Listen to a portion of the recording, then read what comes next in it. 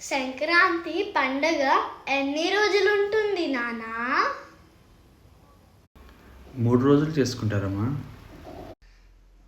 Interesting. అవేంటి నానా? మొదటి రోజు భోగి, రెండవ రోజు మకర సంక్రాంతి, మూడవ రోజు కనుమ అంటారమ్మా.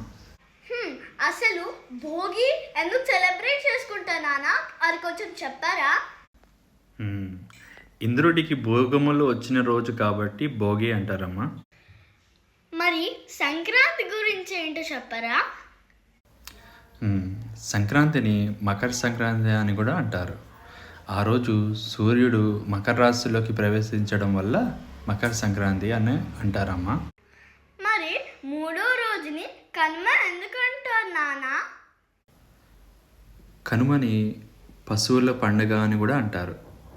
ఆ రోజు రైతులు వారికి ఉన్న పశువులని చక్కగా అలంకరించి వాటిని పూజిస్తారు. థ్యాంక్స్ ఎ లాట్ నానా, నాకు ఇప్పుడు బాగా అర్థమైంది. ఇది మా స్కూల్ ఫ్రెండ్స్తో షేర్ చేసుకుంటాను.